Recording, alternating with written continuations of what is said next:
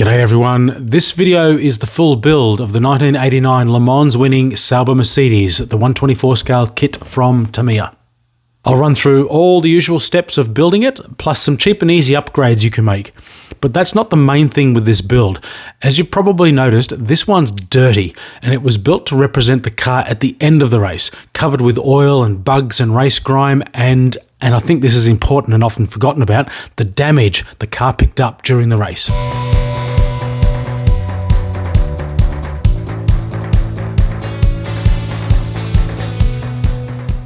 The performance of this car was insane. A 5-litre V8, twin turbochargers, almost 250 mile an hour on the Mulsanne straight during qualifying, and this was the old school full length 6-kilometre Mulsanne, the last time it was used before the chicanes were put in. Originally it was going to be just a normal race car build in a sort of clean, pristine condition, but my local model club was putting a display on at Model Expo in Melbourne, and the theme for the display was glamorous or grimy. Now, at the end of a 24-hour race, the cars are covered in crap, so for the first time I decided to go with a grimy model. Now, I've never weathered a model before, and I shouldn't really use the term weathering because it's more race dirtying. There's no rust or weathering involved. But my plan was to start the build as normal and just sort of add some heat stains and debris build up and so forth at appropriate times during the build. And for the main body, I thought, well, I'll just basically build it as a standard clean build and then use various methods of dirtying it up before it was finally fitted to the chassis. Now, I should point out, this is the original release of this kit. If you went and bought one today, it would almost certainly be the reissue, which has a number of improvements, such as photo etch parts, masks for the window painting, and cartograph decals. So while I didn't have those for this build, I did have some aftermarket carbon fibre decal from Scale Motorsport that was specifically for this kit, and also Zero Paints had a special Mercedes mica silver mix for this model as well. But as you'll see later in the video, I had issues with both of these aftermarket products. As you can see by the decal sheet, the kit has markings for all three of the team cars, which finished 1st, 2nd and 5th in the 1989 race. The number 63 won it, which is why I'm building it. The number 62 was the fastest qualifier, and 61 finished in 2nd place. However, if you're going to build the 61 or the 62 car, you probably should really modify the kit, and I'll explain why a little bit later on. As usual, first step is to get the parts washed, cut them off the sprues, mold lines removed and the sprue gates cleaned up, all that sort of normal stuff. A few parts such as the engine halves are able to be glued together before paint. And while playing around and test fitting parts, I noticed you could see right through the front of the model between the chassis and the body. So I cut and trimmed some evergreen sheet and glued that in place to block it off. It's not a perfect fit to the upper body, and it's not reflective of what the real car has in this area, but once painted, it's fine for this build as the front bodywork's not removable. It did present a problem though when the steering arm was to be fitted, because there wasn't any room left for it. So I drilled a hole in this panel that I added a fraction larger than the steering arm, then put a small cut in the panel so the arm could slide down and into place. And as you can see here, the front suspension detail in this kit's pretty basic. There are a number of ejection pin marks on the floor of this model that are visible once complete, so some sanding and filling and then more sanding fixed those up. At the front of the car, I went away from the kit instructions. Tamiya calls for the brake cooling ducts to be fitted to the floor, but that leaves an ugly gap between the outer circumference of the duct and the main body, an issue that's clearly evident in Tamiya's official photos of the kit. So to prevent this, I glued the ducts into the body and then filled the gap underneath them with a small piece of plastic so that they reached down to the floor. I also decided to glue the top panel on the nose and fill the gaps around the edge to make it look more integrated like on the real car. Now, if you're building the number 61 or the 62, this is the part that you need to modify. On those cars, the top edge is straight and does not curve up at the ends like on the 63. The 63 did have this alternative nose on it at one stage, but I'm not sure if this was in practice or in qualifying, or maybe even the start of the race. The car did hit debris on the second lap, so maybe the nose was damaged and it got changed in a pit stop, but I don't know. So if you know the real story behind this, throw a comment down below. I used SMS Surface Black as the primer for a lot of the parts in this kit, including the engine, the floor, and on the inside of the main body. I then masked that off to allow Tamiya gloss aluminium to go on the exposed sides of the monocoque inside the wheel wells, and also as a base for the heat shielding in the engine bay. This is the back of the 2 sheets of carbon fibre detail up decals from Scale Motorsport, which show the lines to cut around to make the decal fit the part, and also the Tamiya part numbers to which they have to then be applied. The thing is, these shapes are a little bit out of scale, and a number of the parts here that the detail lap set says should be carbon fibre are actually not. This car had an aluminium monocoque, not a carbon fibre one. I only applied decal to where it could actually be visible, such as here in the intake at the front and the ground effect tunnels. The set included enough material to do the entire underside of the car, but it didn't include templates for the inside faces of the Venturi walls.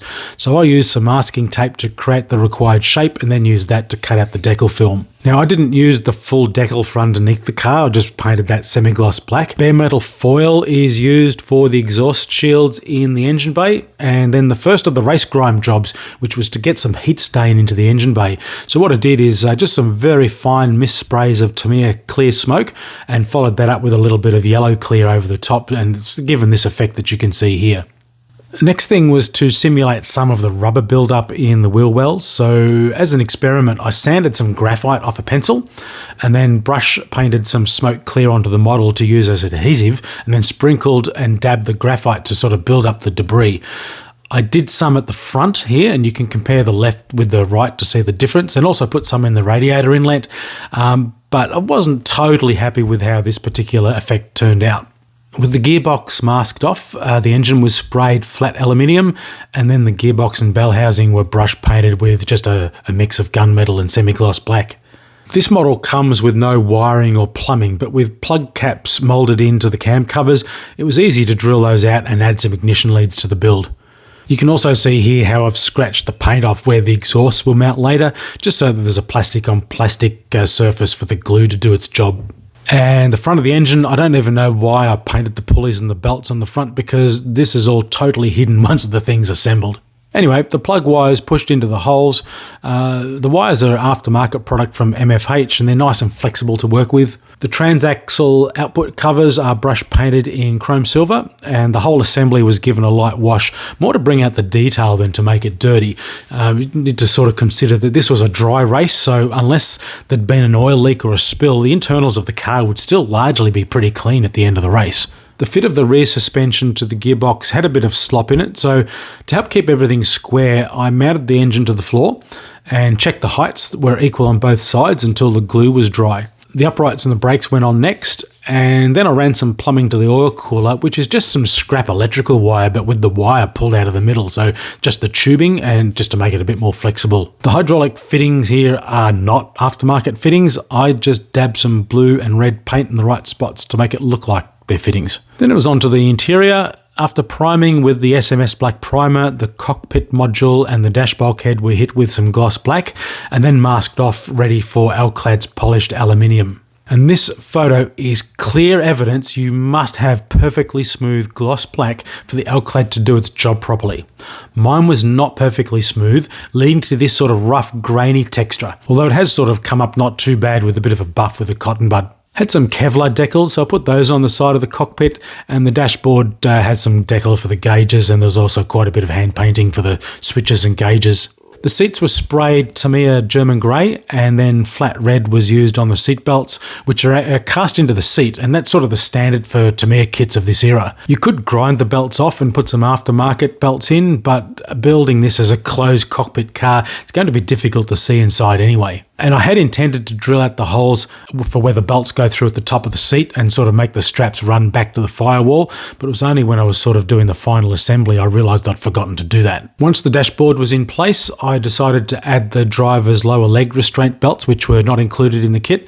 They're just made up of a couple of thin strips of evergreen, bent and painted flat red, and then CA glued into place.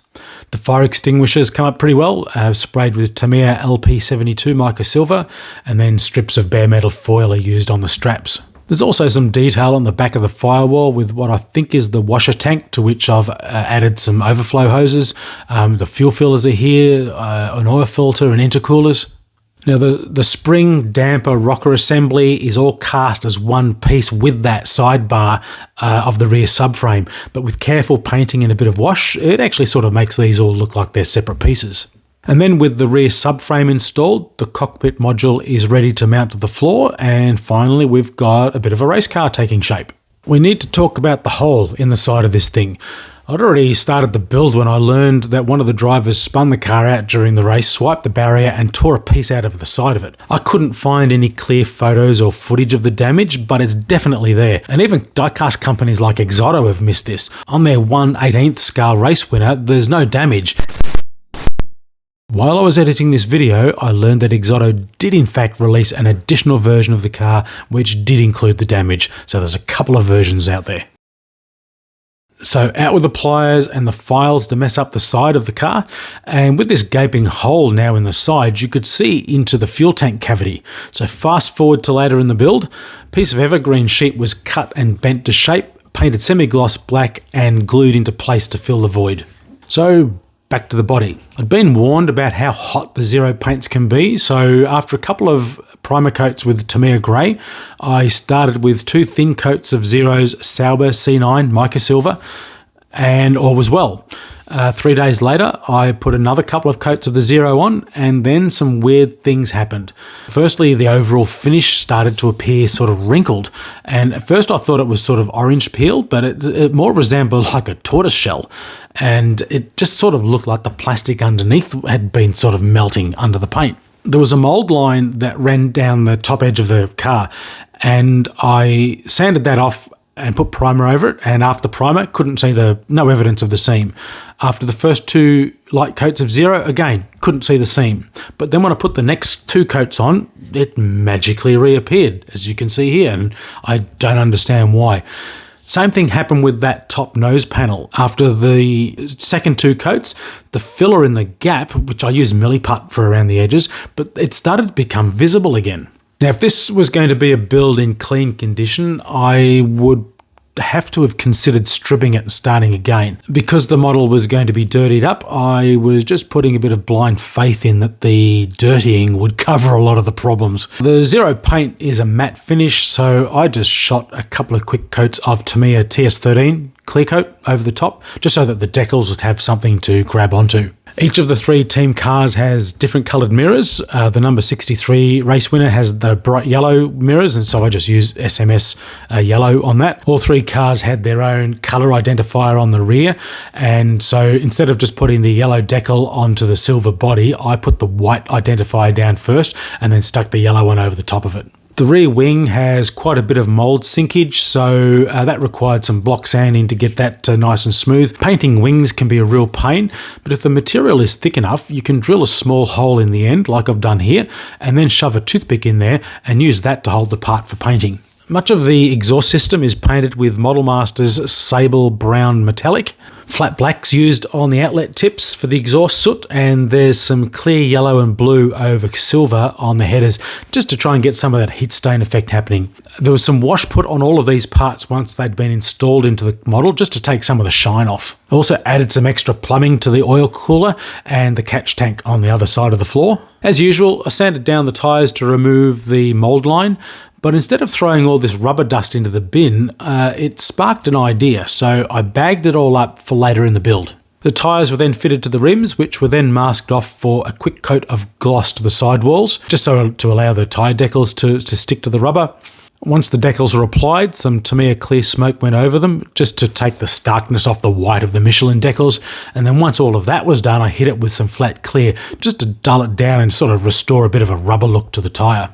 To give the tyres and rims that sort of race-worn look and the brake dust build-up that happens, and also for the rear tyres some heat and soot from the exhausts, I thinned some flat brown and flat black in the airbrush and just gently built that up on the wheels and tyres to get the discoloration to how I wanted it to be. For the windows, this original version of the kit doesn't include any masks, so I had to make up my own for the front windscreen so that I could spray around the edges semi-gloss black. But with the side windows, they had a bit more of a significant groove in them, so I was able to hand paint around the edges of those. There's not a lot of decoration on this car, and despite their age, the Tamiya decals all went down quite well. I cut the edges of both of the AEG logos as they were damaged by the end of the race. The body then got a couple more coats of the TS13 through the airbrush, and because it was going to get dirtied up, I didn't really need to get a high gloss finish on it, and there was no point polishing it, but wouldn't you know, the plan was to dirty all of this up, and it come out of the air gun really well. There's no dust or debris in it, and it's a really good finish, so a bit of a shame that that's going to get lost. Also, in the front of the cockpit, instead of painting this top surface black, I trimmed up a carbon decal and applied that to the dashboard. And also here you can see some panel line wash has been put into the panel gaps. The window and headlight covers were glued in place with crystal clear, followed by these horrible looking aluminium stickers that go over the air release vents over the front wheels. It seemed a shame to cover up the vent detail, but the number 63 car had these covered over, so that's the only reason why they're there, because I don't like the look of the stickers. So with the body basically done, it was time to get it all dirty before it was popped onto the chassis. I made up some irregular shaped masks for the windscreen and the headlight covers and the Mercedes logo on the front, because those areas were regularly cleaned by the mechanics in the pit stop, so they never got as dirty as the rest of the car. And then it was back into the spray booth with the small 0.2mm needle and a very thin mixture of the flat black and flat brown, the same as what I'd used on the wheels in the cup of the airbrush. And this was quite nerve-wracking because this is where it could go spectacularly wrong really quickly. I was applying the paint really slow, like really light on the trigger, and just getting the minimal paint flow coming through to just sort of try and build up the staining, if you like, of the debris. I did this on the main body, the engine cover and the rear wing, and tried to get the paint to sort of follow what I'll call the aero lines, where the wind would take the paint as the air flowed over the body during the race. But it was difficult to get the nozzle in position with some of the side and the top vents, so there are a few areas on here where there's some sort of weird discolorations in places it shouldn't really be. The next step was to get the sort of the bugs and the rubber marks all over the car. And for this I used semi-gloss, the Tamiya's X18, and would you believe, an old toothbrush. Once the toothbrush was loaded up with some paint, I could use that to just sort of gently dab on the body across the front, and also sort of just move the brush as it bumped the bodywork, just to simulate some of the rubber marks, sort of the rubber hitting and sliding on the body. Now the build-up on the front, maybe I should have gone a bit more aggressive on there. It hasn't sort of come out exactly as I intended, but I'm really happy with some of the other markings and the scuff marks that have happened. And you'll notice that some of this has also been put on those clean areas left by the masks, and that's because the car still would have picked up grime and rubber debris in the last stint of the race after the final pit stop. This is the engine cover, and the subtle brake dust buildup and the rubber scuffs around the inside of the wheel arch I reckon have come up really well. Now remember that bag of the rubber debris from sanding the tyres? Well, I mixed some of that with semi-gloss black and basically just ran the rear wheels through it, and all of those bits of rubber and the paint made it stick to the tyre and gave this really cool effect of the pickup that the tyres would have from running slowly across the finish line. I also used some of the rubber around a few other places on the model. Now, in real life, this rubber debris gets stuck and tangled all over the car, on the mirror stalks, in the radiators, the ducting, the rear wing end plates, and so that's what I've sort of simulated here. There's a piece of rubber debris wrapped around the mirror support, and also here you can see the filth on the windscreen has come up really well. For the damage on the side, because I couldn't find some good reference material, I've sort of taken my own liberty there with how I think it should be presented. So I've just decorated it as if it was broken fiberglass or Kevlar, just by using a bit of tan and copper colour into the torn area, and also put some strips of grey race tape on there to make it look like it's holding it all together. And then once all of that was done, the body went onto the chassis and the aerial was fitted, and that was about it. She was done. So some concluding remarks.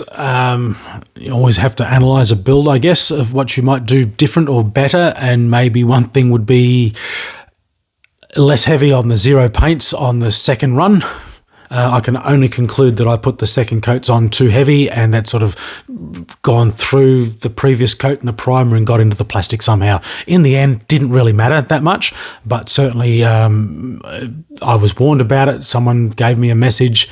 Thanks, Paul, I think it was. With the race dirtying, I think that could be improved by having some hand marks in where like the mechanics touch the car and bump the car during the pit stop. So I think some extra scuffs in the weathering of it to represent where mechanics have touched the car could sort of set off the reality side of it a little bit further. If I was going to build this model again, and that's unlikely because of all the other models in my stash that I want to get to, but if I was to build it again, I would seriously consider cutting the driver's side door out, just so that the model could be displayed with the door open and reveal the interior detail.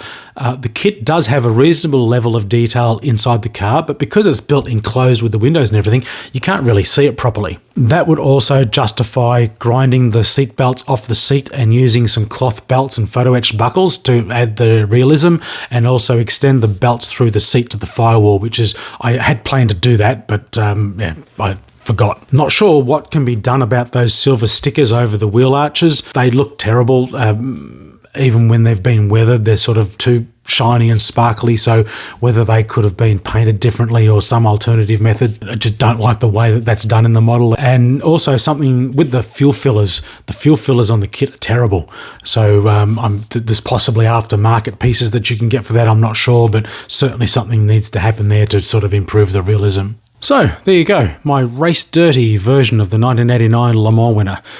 Now, I'm no master modeler, but for those who are looking at building this kit, I hope there's been something in this video you found handy, and if you've watched this far, you might as well hit the like button. I mean, you're welcome to hit the dislike if you want, but don't know why you're still here if that's the case. If you want to be advised of the next build video, subscribe to the channel and hit the notification bell. If you've got questions about this build, throw them in the comments below, and at some stage I will get around to answering them. But until next time, cheers!